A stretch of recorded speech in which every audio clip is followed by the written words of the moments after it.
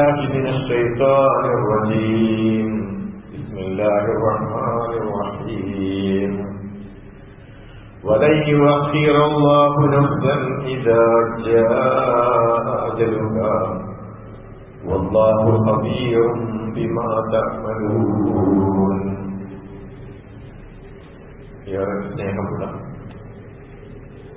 സത്യവിശ്വാസികളെ, വിശ്വാസിനികളെ, കരുണാമയനായ റബ്ബുയുടെ കൽപ്പനകളും അവരുടെ നിർദ്ദേശങ്ങളും ജീവിതത്തിന്റെ എല്ലാ സന്ദർഭങ്ങളിലും സാഹചര്യങ്ങളിലും കാത്തുസൂക്ഷിച്ച് തക്കവയുള്ള യഥാർത്ഥ മുന്നിലുകളായി ജീവിച്ചു മരിക്കണമെന്ന് അമുഖമായി ഉണർത്തുകയാണ്, ഉപദേശിക്കുകയാണ്. വിശുദ്ധ ഖുർആനിലെ സൂറത്തിൽ അനുസരിച്ചുള്ള ഒരു ആയത്താണ് നമ്മളെ കൂടി കേൾപ്പിച്ചത്. ഒരുപാട് മര്യാദകളൊക്കെ കാത്തു സൂക്ഷിച്ചിരിക്കാൻ കഴിയുന്നതാണ് കുട്ടികളൊക്കെ ഒന്ന് കേൾപ്പിക്കുക. പൂർത്തീകരണം നമ്മുടെ ജന്മയുടെ ഭാഗമാണ്. ശാരീരികമായ ബുദ്ധിമുട്ടുകളില്ലാത്തവരൊക്കെ ഒന്ന് ചാരിക്കൽ ഒഴിവാക്കി ചെയ്യാം. സുഹൃത്തുക്കളെ, സഹോദരങ്ങളെ, നമുക്കറിയാം, നമ്മൾ വീണ്ടും ഒരു പുതുവർഷത്തിലേക്കുള്ള കാൽവെപ്പിന്റെ തുടക്കത്തിലാണ്. നമുക്കറിയാം, ആയുസ്സിന്റെ ഒരു ഭാഗം അഥവാ അല്ലാഹു നമുക്ക് നിശ്ചയിച്ചിരിക്കുന്ന ആയുസ്സിൽ നിന്ന് ഒരു വർഷം കൂടി കഴിഞ്ഞു പോകുകയാണ്.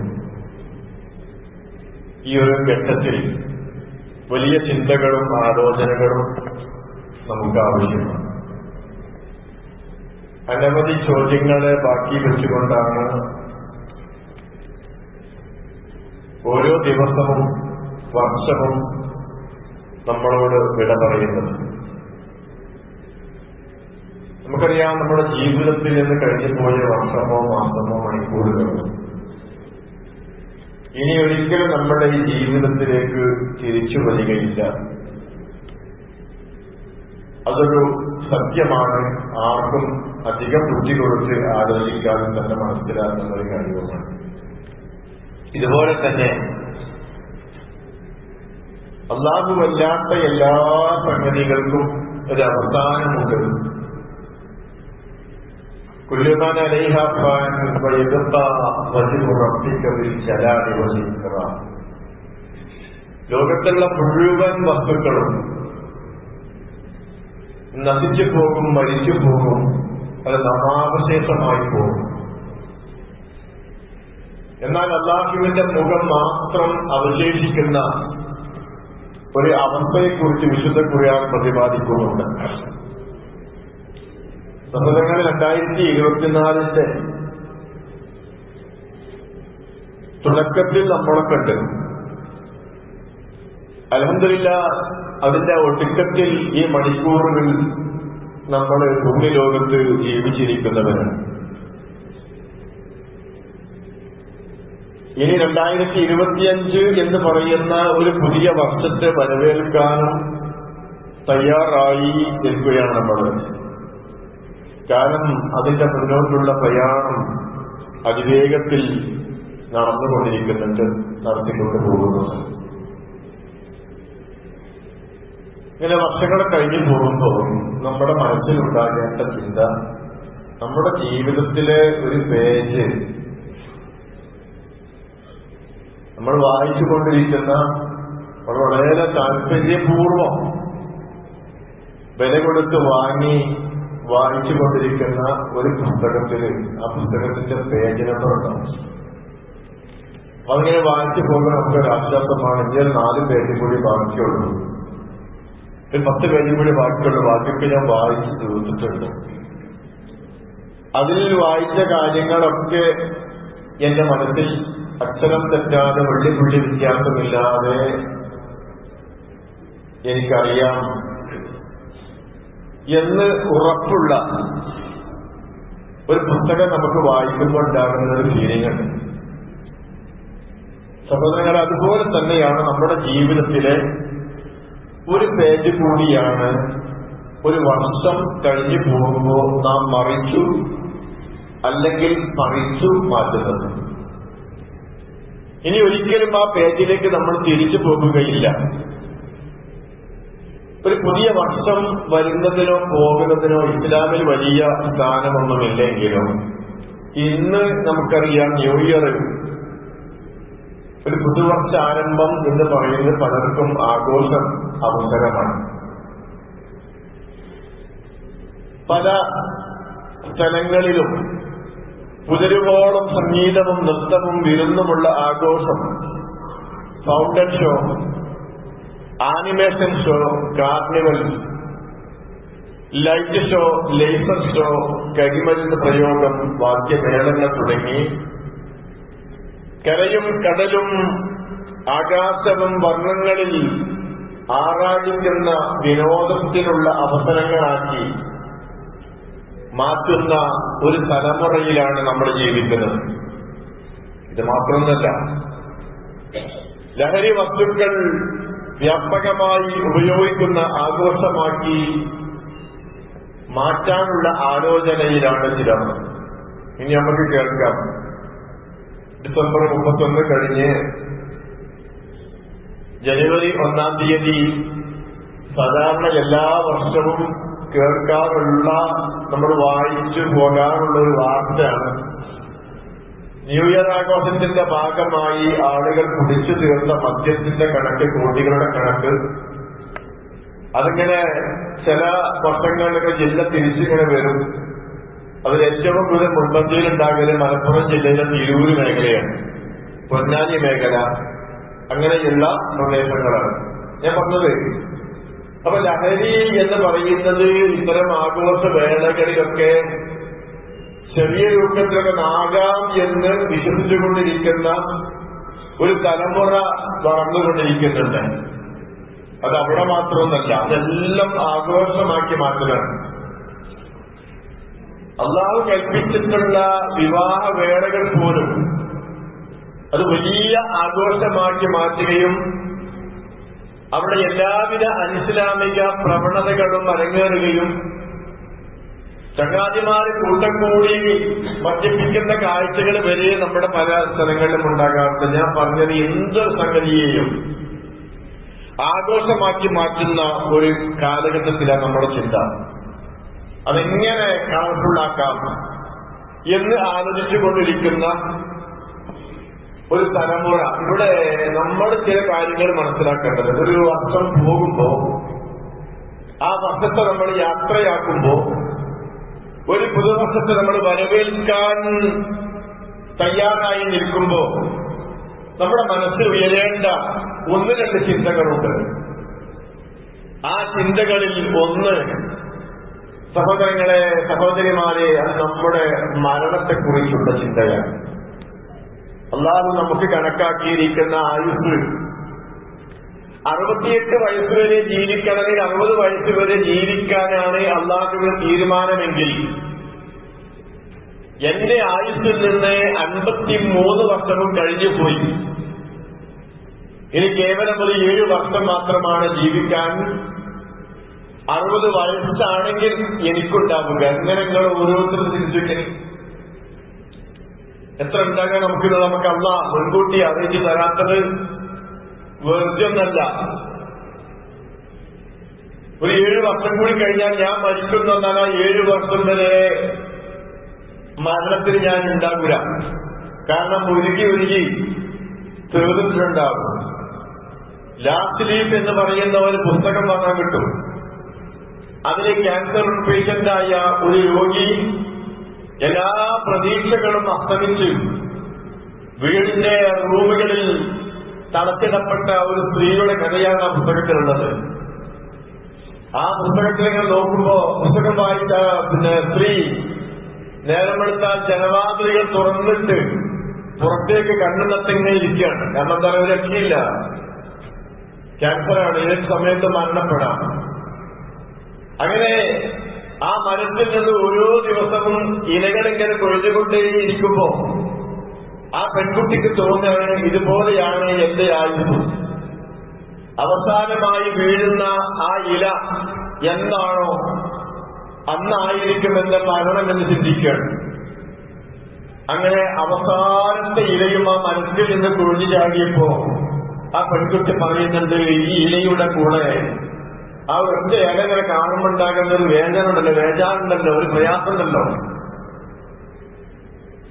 അവസാനം ആ ഇലയിൽ കുഴിഞ്ഞ് പിന്നീട് ആ ഇലകൾക്ക് പുതിയ നാമ്പുകൾ, ആ മരത്തിന് പുതിയ ഇലകൾ വന്നപ്പോ ആ പെൺകുട്ടിക്ക് ഒരു പ്രതീക്ഷ വരികയാണ്.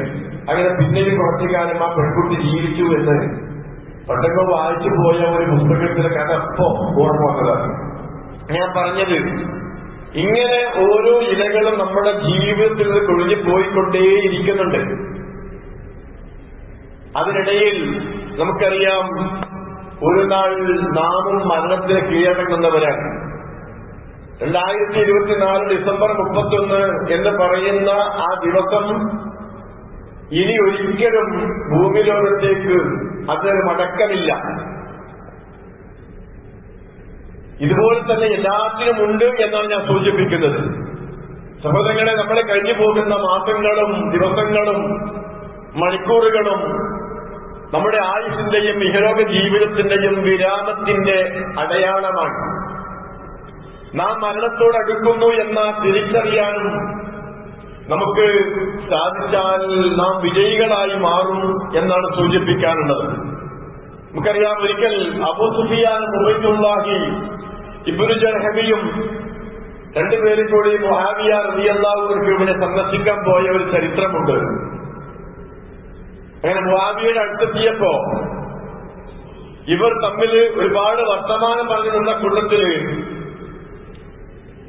ഇവര് പറയാണ്, നിങ്ങളുടെ ജീവിതത്തിലുണ്ടായ എന്തെങ്കിലും ഒരു അസാധാരണ സംഭവം, ഒരു അനുഭവം നിങ്ങളോട് പങ്കുവെക്കുമോ എന്ന് കൂട്ടത്തിലൊരാൾ ചോദിക്കുകയാണ്. മൂന്നാളും തമ്മിൽ കണ്ടുമുട്ടുമ്പോ കുറെ വർത്തമാനങ്ങൾ പറഞ്ഞ കൂട്ടത്തിൽ പറയാണ്, നമ്മുടെ ജീവിതത്തിൽ നമുക്ക് മറക്കാൻ കഴിയാത്ത അസാധാരണമായ ഒരു സംഭവം, അനുഭവം ആർക്കെങ്കിലും ഉണ്ടായിട്ടുണ്ടോ എന്ന് ചോദിച്ചപ്പോ ഈ മൂന്നാളുടെ കൂട്ടത്തിൽ ഒരാൾ പറഞ്ഞു, ഞങ്ങളുടെ നാട്ടിലേക്ക് അപരിചിതനായ ഒരാൾ വന്നു. ആരാണെന്ന് അറിയില്ല, ഏതോ നാട്ടിൽ നിന്ന് വന്ന ഒരു യാത്രക്കാരനാണ്. അങ്ങനെ ആ യാത്രക്കാരന് അപരിചിതാവസ്ഥയിൽ തന്നെ മരണപ്പെടുകയാണ്. ആളെ ഊരും പേരും അറിയില്ല. അങ്ങനെ ഞങ്ങൾ അദ്ദേഹത്തിന്റെ മയ്യത്ത് കുളിപ്പിച്ച് നമസ്കരിച്ച് മറമാടിക്കൊണ്ടിരിക്കെ എനിക്ക് വല്ലാത്തൊരു സങ്കടം തോന്നി. ഈ കൂടുതൽപ്പെട്ട ഉബൈദുല്ലാഹി ഇബ്നു ജർഹമി പറയാണ്, എനിക്ക് സങ്കടം തോന്നി, ഞാനങ്ങനെ കരഞ്ഞുപോയി. ആ കരയുന്ന സന്ദർഭത്തിൽ എനിക്ക് 2 വരി കവിത ഓർമ്മ വന്നു. ആ കവിത ഇപ്രകാരമാണ്: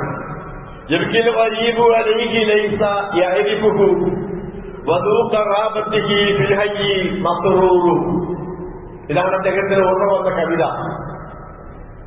ആ കവിതയുടെ സാരാംശം, അപരിചിതരായവരാണ് ഇദ്ദേഹത്തിന് വേണ്ടി കരയുന്നത്.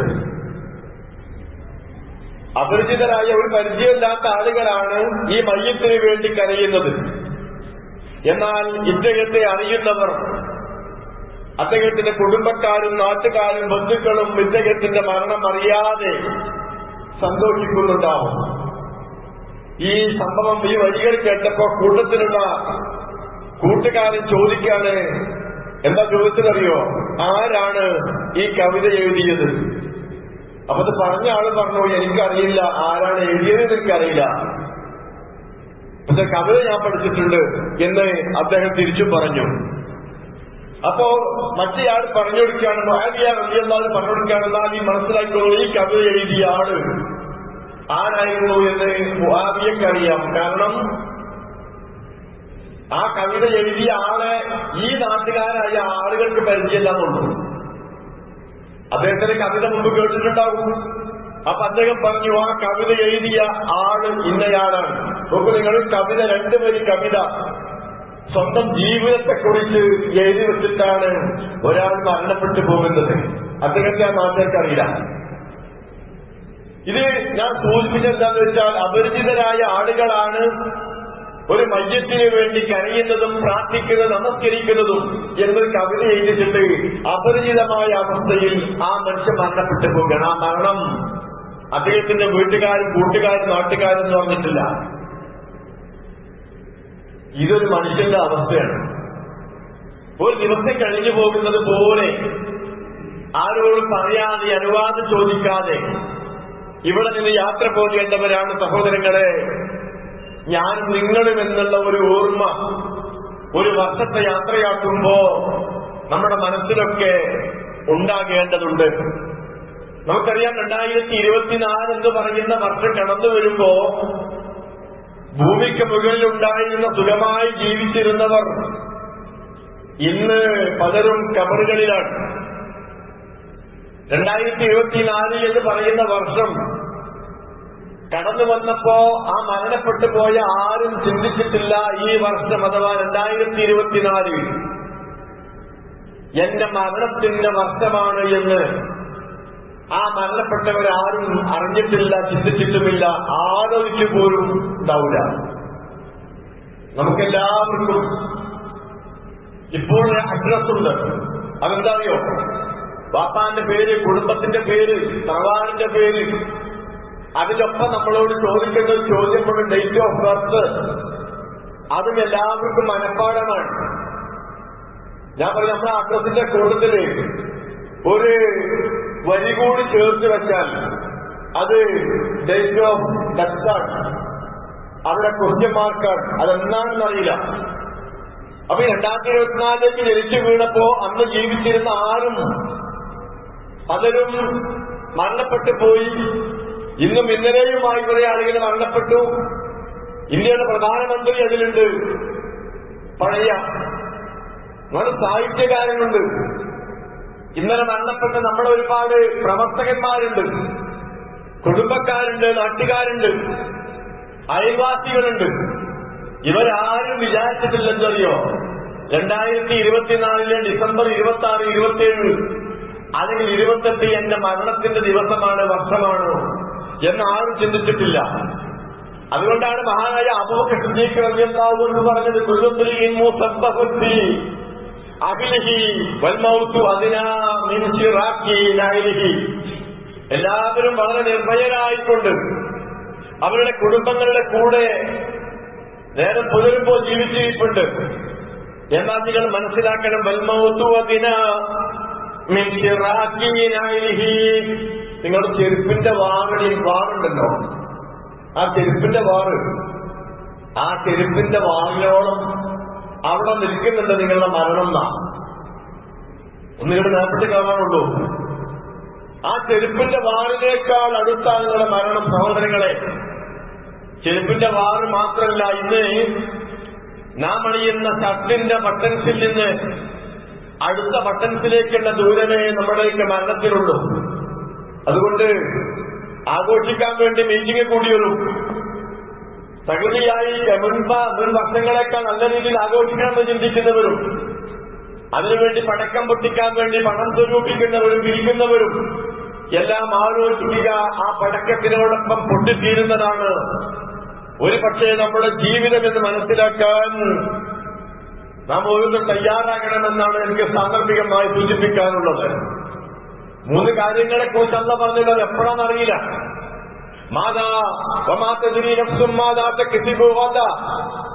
നാളെ നിങ്ങൾ ഓരോരുത്തരും എന്താണ് ചെയ്യുക എന്ന് നിങ്ങളാർക്കും അറിയുകയില്ല. എവിടെ വെച്ചിട്ടാണ് മരണപ്പെടുക എന്നും അറിയില്ല. ഇന്നല്ലാഹ അലീമുൻ ഖബീർ. അല്ലാഹുവാകട്ടെ എല്ലാ കാര്യങ്ങളും സസൂക്ഷ്മമായിട്ട് അറിയുന്നവനാണ്. ആ മരണം എവിടെ വെച്ചായാലും നമ്മളെ പിടികൂടുക തന്നെ ചെയ്യും. 25 എന്ന് പറയുന്ന ഒരു പുതിയ വർഷത്തിന് വേണ്ടി നമ്മൾ കലണ്ടർ വാങ്ങി വെച്ചിട്ടുണ്ടെങ്കിൽ അത് ആണികൾക്ക് തൂക്കേണ്ട താമസമുള്ളൂ. അല്ലെങ്കിലോ 2 ദിവസം കഴിഞ്ഞാൽ മാറ്റാനുള്ള കലണ്ടറിന്റെ അടി തൂക്കിയിട്ടിട്ടുണ്ടാവും. നാം ഓരോരുത്തരെ കുറിച്ചിടുക, ഇതെന്റെ മരണത്തിന്റെ വർഷമാണ്. ആവാൻ സാധ്യതയുണ്ട്, പറയാൻ പറ്റില്ലല്ലോ. ഖുർആനാണ് പഠിപ്പിക്കുന്നത്. നാളെ എന്താണ് ചെയ്യാ എന്നുള്ളത് ഒരാൾക്കും അറിയില്ല. എവിടെ വെച്ചിട്ടാണ് മരണപ്പെടുക എന്നും അറിയില്ല. ഇന്നല്ലാഹ അലീമുൻ ഖബീർ, അള്ളയാകുന്ന സൂക്ഷ്മമായിട്ട് എല്ലാ കാര്യങ്ങളും അറിയുന്നവൻ. അതിനിപ്പോ എവിടെയായാലും ശരി, എത്ര വലിയ കൊട്ടകൊട്ടരങ്ങളിൽ നമ്മൾ ഒളിച്ചു നിന്നാലും ആ മരണം നമ്മളെ പിടികൂടുമെന്ന് വിശുദ്ധ ഖുർആനിലെ 4-ാം അധ്യായം 78-ാമത്തെ ആയത്തിലൂടെ അള്ളാഹു പഠിപ്പിക്കുന്നുണ്ട്. അയ്നമാ തകൂനൂ യുദ്രിക്കുമുൽ മൗത്ത് വലൗ കുൻതും ഫീ ബുറൂജിൻ മുസയ്യദ. നിങ്ങൾ കെട്ടിയുണ്ടാക്കപ്പെട്ട വളരെ ഭദ്രമായ കോട്ടക്കുള്ളിലാണെങ്കിൽ പോലും നിങ്ങളെ അള്ളാഹു പിടിക്കുക തന്നെ ചെയ്യുമെന്നുള്ളതാണ്. എവിടെയായിരുന്നാലും ശരി, ആരും കാണാത്ത സ്ഥലമായാലും, എത്ര തന്നെ ഫെസിലിറ്റീസ് ഉള്ള ഹോസ്പിറ്റലിലാണെങ്കിലും എന്താണെന്നറിയോ, നിങ്ങൾ മരണപ്പെടുന്ന ഖുർആന്റെ പ്രയോഗം അതാണ്. നിങ്ങൾ എവിടെയാണെങ്കിലും ശരി, യുദ്രിക്കുമുൽ മൗത്ത്, മരണം നിങ്ങളെ പിടിക്കുന്നത് ബുറൂജ് മുസയ്യദ, നിങ്ങൾ വലിയ വലിയ ബുർജിന്റെ ഒരു പ്രാണിക്ക് പോലും കിടക്കാൻ സാധ്യമല്ലാത്ത ബുർജിന്റെ ഉള്ളിലാണെങ്കിലും അതാ ബുറൂജ്. അത്ര വലിയ ബുർജിന്റെ ഉള്ളിലാണെങ്കിലും ശരി, നിങ്ങളെ പിടികൂടുക തന്നെ ചെയ്യുമെന്ന് വിശുദ്ധ ഖുർആനിലെ സൂറത്തുൽ നിസായിലെ 78-ാമത്തെ ആയത്തിലൂടെ പഠിപ്പിക്കുകയാണ്. അത് എങ്ങനെ എവിടെ വെച്ച് അറിയില്ല എന്ന് വിശുദ്ധ ഖുർആനാണ് പഠിപ്പിക്കുന്നത്. പക്ഷേ വിശ്വാസികളായി നമ്മളെ സംബന്ധിച്ചിടത്തോളം ഉണ്ടാകേണ്ട ചിന്ത, റസൂലുള്ളാഹി സ്വല്ലല്ലാഹു അലൈഹി വസല്ലം പറഞ്ഞല്ലോ, ഫസല്ലി സലാത്ത മുറദ്ദിൻ, നീ ഓരോ വക്ത് നമസ്കരിക്കുമ്പോഴും നിന്റെ മനസ്സിലുണ്ടാകേണ്ട ചിന്ത അത് നിന്റെ അവസാനത്തെ നമസ്കാരമാണ് എന്നതാണ്. സഹോദരങ്ങളെ, നമ്മളെല്ലാവരും ജുമുഅയിൽ പങ്കെടുത്തവരാണ്. ഈ ജുമുഅ ഒരു പക്ഷേ നമ്മുടെ ജീവിതത്തിലെ അവസാന ജുമുഅയായേക്കാം. അടുത്ത വെള്ളിയാഴ്ച ജുമുഅക്ക് വരുമ്പോ ആളുകൾ പരസ്പരം പറയുന്നുണ്ടാവും, കഴിഞ്ഞ ആഴ്ച നമ്മളോടൊപ്പം അടുത്ത ജുമുഅക്ക് വരുന്നില്ലേ, ഇന്നിപ്പോ മണ്ണിന്റെ അടിയില എന്ന് പറയുന്ന വാർത്തകൾ എത്രയോ നമ്മൾ കേൾക്കുന്നതാണ്. അല്ലാഹുവിന്റെ ഹബീബ് റസൂൽ പറയാണ് വസല്ലി സലാത്ത മുവദ്ദിൻ, വിടവാങ്ങുന്നവന്റെ നമസ്കാരമാണ് നീ എപ്പോൾ നമസ്കരിക്കേണ്ടത്. സുബൈ നമസ്കരിച്ച് നമ്മൾ ആ സുബൈ നമസ്കാരത്തിന് ശേഷം ഈ നാളെ സുബൈ ഒരു പക്ഷേ നമ്മുടെ ജീവിതത്തിൽ ഉണ്ടായിക്കൊള്ളണമെന്നില്ല. ഞാൻ ഇന്ന് പോരാൻ വെക്കുമ്പോ എന്റെ നാട്ടിൽ ഒരു മരണവാർത്ത, മെഡിക്കൽ കോളേജിലാണ്, മരിച്ചിട്ടുണ്ട്. 3 മണിക്ക് വൈകുന്നേരം എസ്ഐ വന്നിട്ടുണ്ട്.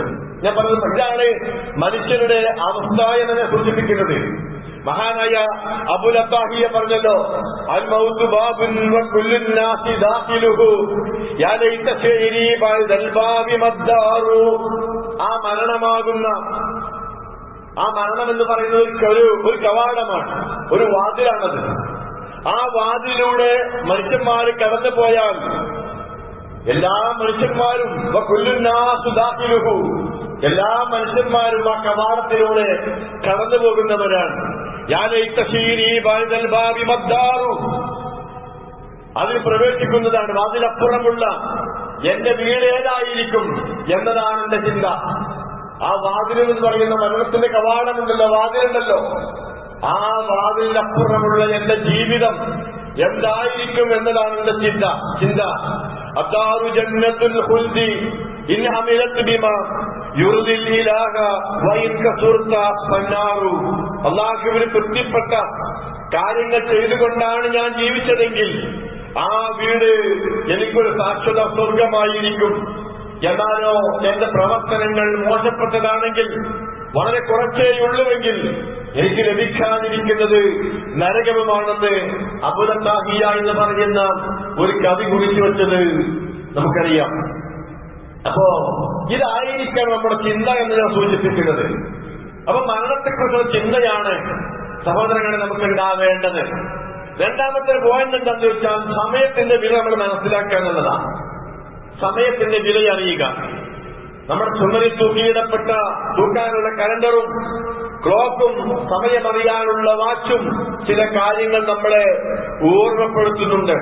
അതെന്താന്ന് വെച്ചാൽ സമയത്തിന്റെ വില മനസ്സിലാക്കാൻ ആ ക്ലോക്കും വാച്ചൊക്കെ നമ്മൾ ഉപയോഗിക്കുന്നത് ആ സമയത്തിന്റെ വില അറിയുക എന്നുള്ളതാണ്.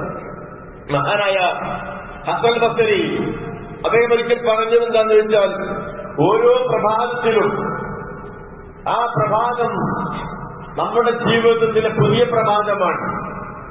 അഥവാ ഇന്നെന്ന് പറയുന്ന ദിവസമുണ്ടല്ലോ, അത് നമ്മുടെ ജീവിതത്തിലെ ഒരു ന്യൂ ഡേ ആണ്. ആ ദിവസം നേരെ പുലർന്നാൽ ആ പ്രഭാതം നമ്മളോട് പറയുന്നുണ്ട്, എന്താ മാ മിൻ യൗമിൻ യൻശഖു ഫജ്റഹു ഇല്ലാ യുനാദി യബ്നു ആദം അന ഖൽഖുൻ ജദീദ്. അല്ലയോ ആദമിന്റെ പുത്ര മനുഷ്യ, ഞാൻ ഇന്നൊരു പുതിയ ദിവസമാണ്, പുതിയ സൃഷ്ടിയാണ്. ഇന്ന് ഞാൻ നിന്റെ ജീവിതത്തിലെ പുതിയൊരു സൃഷ്ടിയാണ്. വഅലാ അമലുക ഷഹീദുൻ, ഞാൻ നിന്റെ അമലുകൾക്ക് സാക്ഷിയാണ്. ഞാൻ നിന്റെ അമലുകൾക്ക് സാക്ഷിയാണ്. ഞാൻ ഇന്നൊരു ദിവസം 24 മണിക്കൂർ നേരം വെറുത്തത് മുതൽ വൈകുന്നേരം രാത്രി 12 മണി വരെ ഞാൻ എന്ത് ചെയ്തു എന്നതിന് സാക്ഷിയായിക്കൊണ്ട് എന്റെ ദിനമാണ്, ഞാൻ സാക്ഷിയാണ്.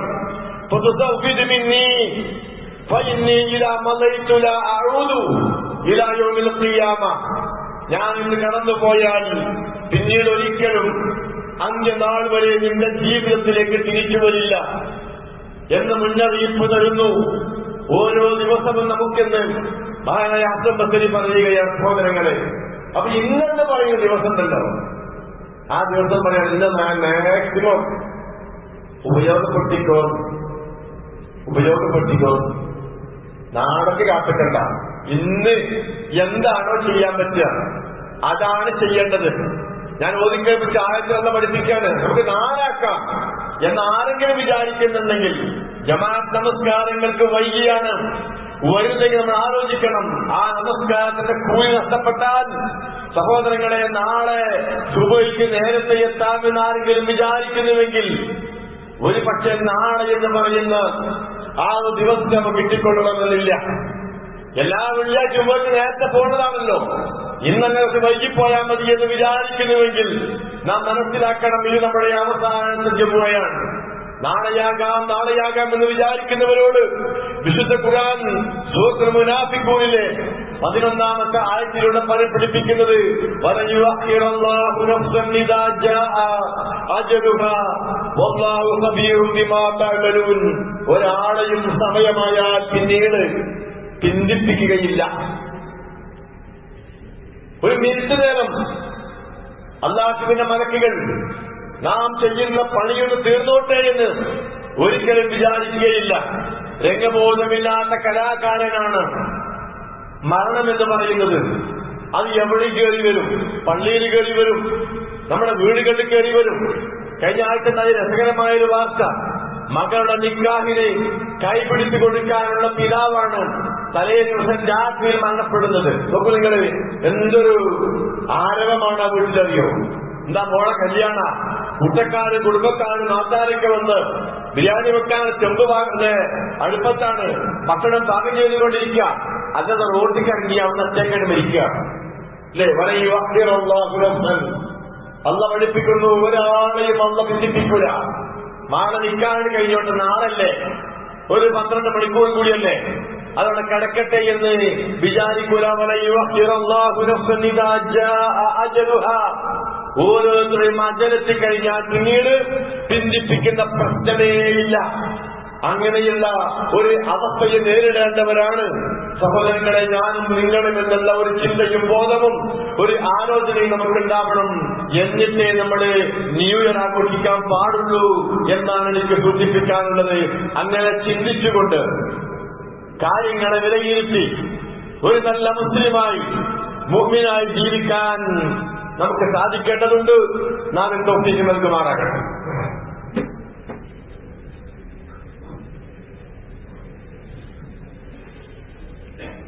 അൽഹംദുലില്ലാഹ് വസ്സലാത്തു വസ്സലാമു അലാ റസൂലില്ലാഹ് വഅലാ ആലിഹി വഅസ്ഹാബിഹി അജ്മഈൻ. അമ്മാ ബഅദ്. സ്നേഹം നിറഞ്ഞ വിശ്വാസികളെ ഒരിക്കൽ കൂടി അല്ലാഹുവിനെ സൂക്ഷിച്ചുകൊണ്ട് ജീവിക്കണമെന്ന് നോക്കുകയാണ്. നമ്മുടെ ജീവിതത്തിൽ ഒട്ടനവധി മരണങ്ങൾ സംഭവിച്ചു പോയിട്ടുണ്ട്. പക്ഷെ നമ്മളാരും അതിനെക്കുറിച്ച് ബോധവാന്മാരല്ല. നമ്മുടെ ഭൗതിക ശരീരം പുറത്ത് മരണം സംഭവിച്ചു എന്ന് ഞാൻ പറയുന്നത് ഓരോരുത്തരുടെയും ശരീരത്തിലെ കോർഗങ്ങൾ നശിച്ചുകൊണ്ടിരിക്കുന്നുണ്ട്. ദിവസങ്ങൾ കഴിഞ്ഞു പോകുന്നുണ്ട്. വയസ്സുകൾ നമ്മളോട് യാത്ര പറഞ്ഞു പോയിട്ടുണ്ട്. ശൈശവം നമ്മിലേക്ക് വന്നു. ആ ശൈശവത്തിന് ബാല്യത്തിന് നമ്മൾ ചെയ്ത ശൈശവത്തെ മാറിക്കൊടുത്തു. അങ്ങനെ ഓരോ ഘട്ടത്തിലും ആ ബാല്യം മരണപ്പെട്ടു പോയപ്പോ കൗമാരം നമ്മിലേക്ക് കയറി വന്നിട്ടുണ്ട്. സഹോദരങ്ങളെ, ആ യൗവനം വന്നപ്പോ ആ കൗമാരം നമ്മളോട് യാത്ര ചോദിച്ചിട്ടുണ്ട്.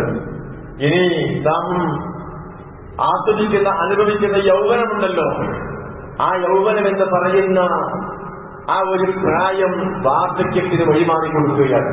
അപ്രകാരം നാളെ മറ്റുള്ളവർക്ക് വേണ്ടി നമ്മളും വഴിമാറിക്കൊടുക്കേണ്ടവരാണ്. ഈ ഒരു ബോധം ഉണ്ടാവണം. ബാപ്പ എന്ന കസേരയില് പിന്നെ കാലും കഴിച്ചിട്ട് മകനായിരിക്കുക അല്ലേ? ജീവിച്ചിരിക്കുന്ന കാലത്ത് വാപ്പാന്റെ കസാരയാണ്, അതിലാരും ഇരിക്കണ്ടെന്നാ പറയുന്നത്. അതിന് കാലും കഴിച്ചിട്ടില്ലേ ആ കസാര നാളെ കവർക്കൊണ്ടുമില്ല. ഇങ്ങനെ ഓരോ ഘട്ടത്തിലും മനുഷ്യന്മാർക്ക് മരണം സംഭവിച്ചുകൊണ്ടേയിരിക്കുന്നുണ്ട്. സമയരേഴുക്കളുടെ നിശബ്ദ പ്രയാണത്തിൽ നാം നിശബ്ദരായി പോവുകയാണ്. ഇതിനിടയിൽ നാം ബാക്കി വെച്ചത് എന്തുണ്ട് എന്നൊന്ന് ആലോചിക്കാനാവട്ടെ. നമ്മുടെ പുതിയ വർഷവും ഈ വർഷത്തെ യാത്രയാക്കലും എന്നാണ് എനിക്ക് സൂചിപ്പിക്കാനുള്ളത്. നമുക്കറിയാം, കടലാസ് പെൻസിലിന്റെ ഒരു ഭാഗത്ത് എഴുതാനുള്ള ഭാഗമാണ്. കുട്ടികൾ അതിങ്ങനെ ചെട്ടിക്കൂപ്പിച്ചിട്ട് ഒരു ഭാഗം കൊണ്ട് എഴുതും. അതിന്റെ മറുഭാഗത്ത് എന്തുണ്ടാവും അറിയുന്നത് റബ്ബറുണ്ടാവും. അതിനറിയുന്നു ആ എഴുതിയതിലെ തെറ്റുകൾ മായ്ക്കാനാണ്. തിരിച്ചു പിടിച്ചിട്ട് കുത്തനെ കുറിച്ച് എഴുതും, തിരിച്ചു പിടിച്ച് മായ്ക്കും അല്ലേ? മായ്ക്കേണ്ടത് വല്ലതും ഉണ്ടോ എന്ന് ഒരു നിമിഷം പോലും വൈകാതെ നമ്മൾ ഓരോരുത്തരും ആലോചിക്കും. അങ്ങനെ മുന്നോട്ട് പോവുകയാണെങ്കിൽ അള്ളാഹുവിനെ ഭയപ്പെട്ടുകൊണ്ട് നിങ്ങൾ എവിടെയായിരുന്നാലും അള്ളാഹുവിനെ സൂക്ഷിച്ചുകൊണ്ട് ജീവിക്കണം എന്ന ഖുർആനിന്റെ ആ വാക്യത്തെ ഓർമ്മിച്ചുകൊണ്ട് നമ്മൾ മുന്നോട്ട് പോവുക. അള്ളാഹു നമുക്കെല്ലാവർക്കും എപ്പോ മരണപ്പെടുകയാണെങ്കിലും ഐശ്വര്യപൂർണമായ നല്ല ഒരു ഈമാനോടുകൂടിയുള്ള ഒരു മുവഹ്ഹിദായിക്കൊണ്ട് മരണപ്പെടാനുള്ള തൗഫീഖ് നൽകി